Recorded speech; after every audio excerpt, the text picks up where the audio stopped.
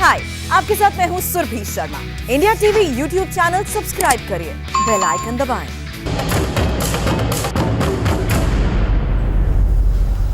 नमस्कार। अब की बार किसका बंगाल? 2021 की सियासत का सबसे बड़ा सवाल यही है।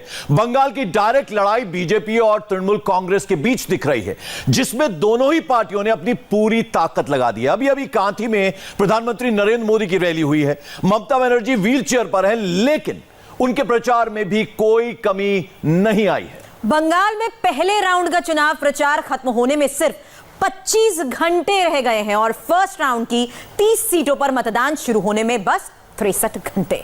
बंगाल का सबसे अहम सवाल यही है कि वोटर का मिजाज आखिर है क्या, और इसे समझने के लिए दिसंबर से मार्च तक 5 तक ओपिनियन पोल हो चुके हैं और हम सारे ओपिनियन पोल आपको दिखाएंगे, जिससे आपको बंगाल चुनाव का सही पता चल जाएगा। एक तरह से समझिए तो ये पिछले 3 महीने की पूरी रिपोर्ट कार्ड होगी। तो किस इलाके में किस पार्टी की हवा है, किस नेता के नाम पर लहर चल रही है, प्रधानमंत्री के चुनाव प्रचार करने से बंगाल चुनाव पर कितना फर्क पड़ा है, कितना असर पड़ा है, मोदी की 4 रैलियों का कितना असर पड़ा है, नंदीग्राम की अगर बात करें तो ममता को चोट लगने के बाद बंगाल का मूड कितना बदला है, हमारे साथ ओपिनियन पोल करने वाले लोग होंगे। सिलसिलेवार तरीके से हम पूरे बंगाल का आपको हाल बताएंगे। तो शुरुआत सबसे पहले कर लेते हैं बंगाल के पहले ओपिनियन पोल से। यह opinion poll people pulse agency का है, जिसने बिहार चुनाव में सबसे सटीक अनुमान दिए थे। पीपल्स पल्स का कहना है कि ये दिसंबर से ही बंगाल की सभी 294 सीट पर लोगों का मूड भांप रही है। क्या है बंगाल के नंबर, इस पर नजर डालिए, क्योंकि किस पार्टी की बनेगी सरकार, एक एक डिटेल आप समझिए। तो सबसे पहले आपको लिए चलते हैं साउथ बंगाल, जहां सबसे अधिक सीटें हैं। आपको बता दें यहां 126 सीटें हैं। इनमें कोलकाता की बात करें, उत्तर 24 परगना की बात करें, हुगली की बात करें, दक्षिण 24 परगना, हावड़ा और पूर्वी मिदनापुर, यानी टोटल 126 सीट्स हैं साउथ बंगाल की, दक्षिण बंगाल की। साउथ बंगाल को तृणमूल का गढ़ कहा जाता है।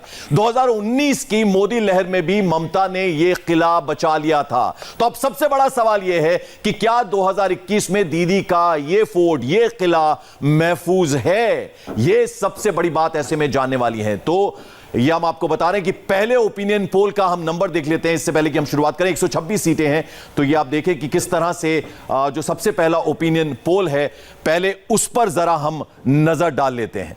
तो पहला ओपिनियन पोल क्या कहता है उस पर एक बार नजर डालें। तो 126 सीटों की अगर हम बात करें तो बीजेपी 76 सीटों पर जीतती हुई नजर आ रही है, और जबकि तृणमूल कांग्रेस की बात करें तो 48 सीटों पे, और वहीं अगर लेफ्ट कांग्रेस की बात करें तो वो जो है उसको केवल 2 सीटें मिलती हुई नजर आ रही हैं। तो ये आपको बता दें, हम ये दक्षिण कोलकाता की हम बात कर रहे हैं, साउथ कलकत्ता की बात कर रहे हैं।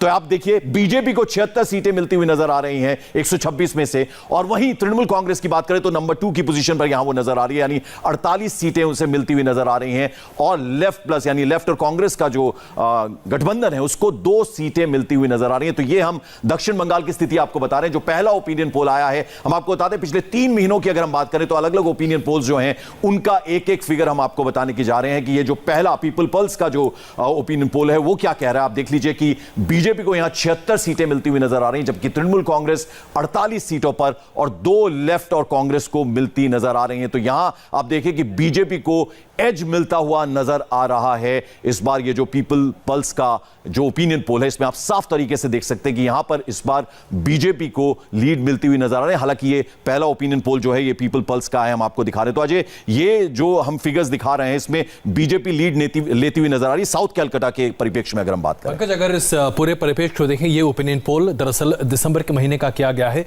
और उसके आधार पर अगर इस ओपिनियन पोल के आधार पर हम विश्लेषण करने की शुरुआत करें तो सबसे पहले ये हमें देखना पड़ेगा कि दरअसल ये 9 डिस्ट्रिक्ट्स जो हैं यही बंगाल की मेजॉरिटी सीट्स यहीं से आती हैं। 126 सीटें यहां से आती हैं 9 डिस्ट्रिक्ट से, और ये बंगाल के एक लॉपसाइडेड कैरेक्टर को पूरे तरीके से सामने रखता है। और इसमें अगर आप जातीय समीकरण के आधार पर, धार्मिक समीकरण के आधार पर देखें तो जाहिर सी बात है ये वो क्षेत्र है जो हिंदू बहुल है। यहां मुसलमानों की आबादी 20% के आसपास है, जो कि अपने आप में बहुत महत्वपूर्ण है।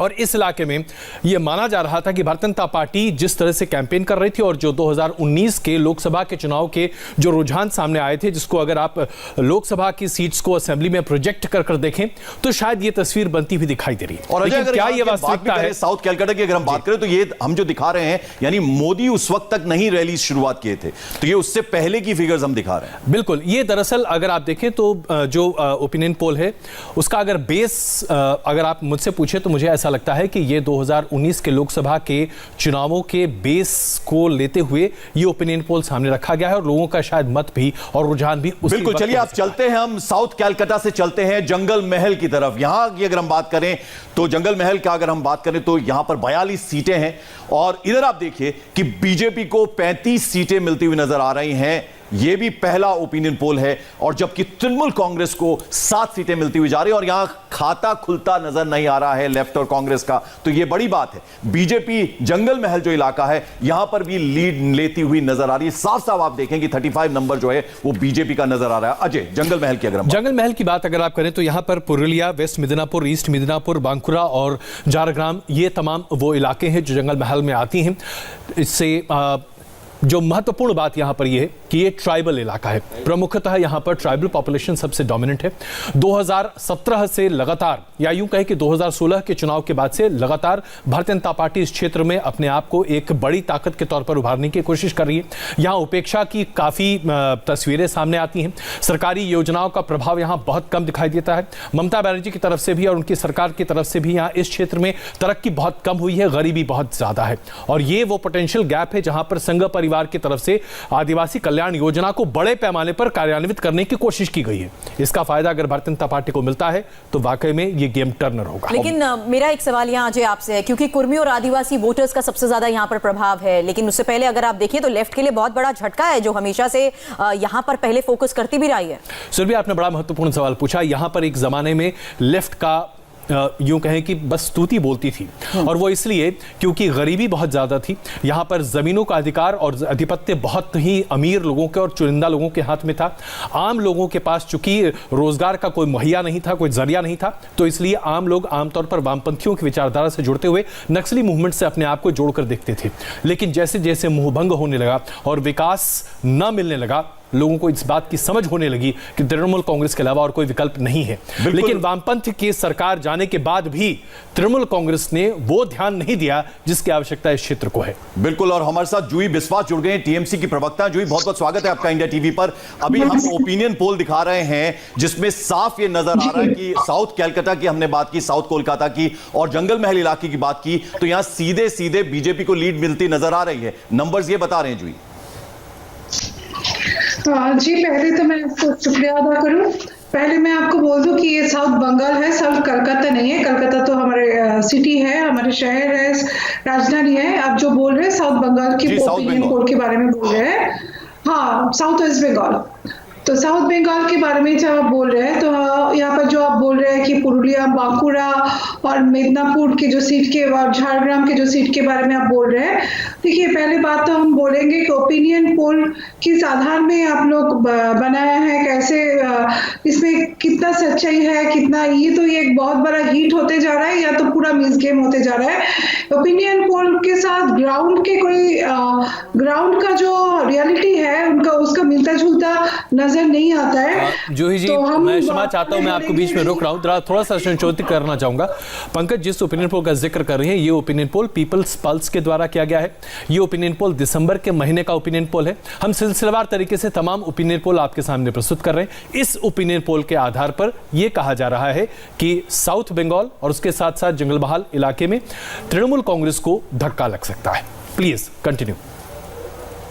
जी, साउथ बंगाल में आपका जो ओपिनियन पोल का जो रिपोर्ट यहाँ पर आ रहे हैं, हम अब दिसंबर जो लास्ट ईयर का बोल रहे हैं, लेकिन अब अगर ये 2019 के आधार पे, लोकसभा के आधार पे आपने ये किया है, तो हम बोलेंगे लोकसभा के बाद भी बहुत सारा चेंजेस हुआ है बंगाल में। लोकसभा के जब वोट देते हैं लोग, जब जब जनता वोट देने जाते हैं तो वहाँ पर देखते कुछ और है। जब ये मुद्दा स्टेट का होता है तो स्टेट के मुद्दे पे इलेक्शन होते हैं। जब लोकसभा हुआ था तो लोकसभा में देखा था कि कौन प्रधानमंत्री बन सकते हैं, कौन हमारे देश में चला सकते हैं, तो लोगों का राय कुछ अलग होता है। लेकिन जब बंगाल का चुनाव के बारे में ये लोग वही जनता वही पब्लिक जब वोट डालने जाएंगे तो देखेंगे कि हमारे राज्य के मुद्दा क्या है, यहाँ पर कौन प्रधानमंत्री है। तृणमूल कांग्रेस से ममता बनर्जी मुख्यमंत्री बनेंगे ये सबको पता है, लेकिन बीजेपी का फेस कौन है मुख्यमंत्री का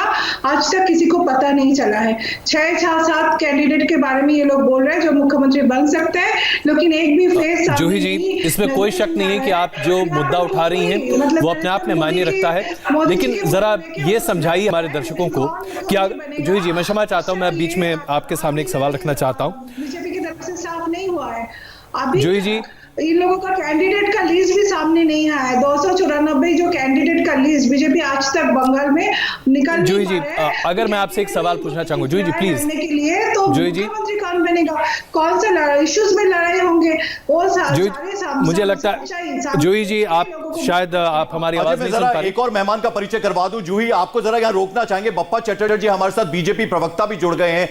बप्पा, हम अभी दिखा रहे हैं ओपिनियन पोल जो पीपल्स पल्स का है, दिसंबर का ये नंबर्स हैं जो हम बता रहे हैं, जिसमें लीड मिलती हुई नजर आ रही है बीजेपी को साफ साफ, और जंगल महल इलाके के भी हमने नंबर्स दिखाए उसमें भी बीजेपी को लीड मिल रही है। हालांकि तब तक प्रधानमंत्री की एंट्री नहीं हुई थी, रैलीज उनकी शुरुआत नहीं हुई थी। दिसंबर के नंबर हैं, क्या कहना चाहेंगे इसके पीछे क्या कारण?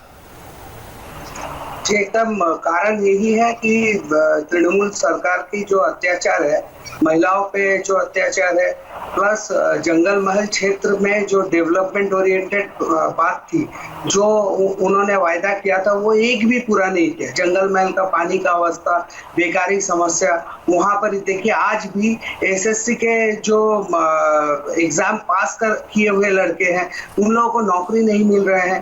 टेट के एग्जाम में घोटाला, एक के बाद एक ऐसा कांड जो बंगाल को शर्मसार करता है। और जंगल महल शुरू से, आजादी के शुरुआत से अभी तक जंगल महल वंचित है। और ये सबसे दुखद विषय है हम लोगों के लिए कि बार बार सरकारें आती है, परिवर्तन होते हैं, वादे होते हैं, और इस बार भी देखिए दीदी ने अपना जो प्रस्ताव रखा है वो भी वादों का बप्पा चटर्जी जी, आपने जंगल महल की बात की तो जरा हम आपसे समझना चाहते हैं कि केंद्रीय योजनाओं का लाभ तो कम से कम लोगों को मिलना चाहिए, वो क्यों नहीं मिल पा रहा? उसके साथ साथ जो प्रधानमंत्री की तमाम योजनाएं हैं उनका फायदा क्यों नहीं मिल पा रहा? क्या ये सब कुछ राज्य सरकार के हाथ में है? केंद्रीय योजनाओं का क्या हाल है? बंगाल में कृषकों के लिए जो सालाना 6,000 यानी 18,000 रुपया बंगाल का ड्यू पड़ा हुआ है, बंगाल की माननीय मुख्यमंत्री से बार बार मांगा गया कि आप किसानों का लिस्ट दीजिए, वो देने को तैयार नहीं है। लास्ट में उन्होंने राजी हुआ कि ठीक है देंगे, लेकिन फिर भी पूरा कोई लिस्ट दे नहीं पाई है। ठीक एक ही तरह घर बनाने, प्रधानमंत्री आवास योजना का बात कीजिए, आवास योजना का घर बन रहा है लेकिन वहां नाम चेंज कर दिए करके वहां पर ही कटमनी खाया जा रहा है। आवास योजना का घर पे बप्पा जी, मैं क्षमा चाहता हूं, ये बात भारतीय जनता पार्टी के प्रवक्ताओं द्वारा बार बार प्रचारित की जाती है, लेकिन मैं ये जानना चाहता हूं, एक अकाउंटिंग सिस्टम है, ये एक फेडरल स्ट्रक्चर है हमारे देश में। केंद्र सरकार अपनी योजनाओं के कार्यान्वित नहीं किए जाने पर राज्य सरकार को फटकार लगा सकती है। राज्यपाल के द्वारा तमाम तरह के आदेश पारित किए जा सकते हैं। आज तक ऐसा क्यों नहीं हुआ? सिर्फ चुनाव में ये मुद्दा क्यों उठाया जा रहा है? पश्चिम बंगाल में राज्य सरकार को बार बार केंद्र सरकार, राज्यपाल बार बार उतरे हैं रास्ते पे, अपने आवाज रखे हैं, बार बार मीडिया के सम्मुख हुए हैं। उन्होंने हर एक इशू पे, बंगाल में ना तो कानूनी व्यवस्था है, ना ही गणतंत्र है, और ना ही कोई केंद्र की सुविधा को इम्प्लीमेंट करने दिया जाता है। आप लोग खुद दिखाए हैं, मुझे याद है कि प्रधानमंत्री ग्राम सड़क योजना का नाम को किस तरह से मिटाकर वहां बांग्ला ग्राम सड़क योजना कर दिया गया।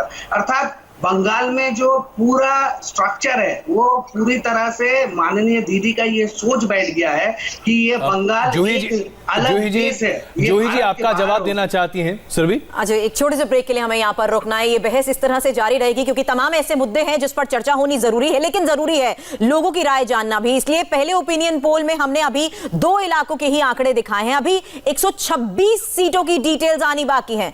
इस बारे में और डिटेल इस ब्रेक के बाद।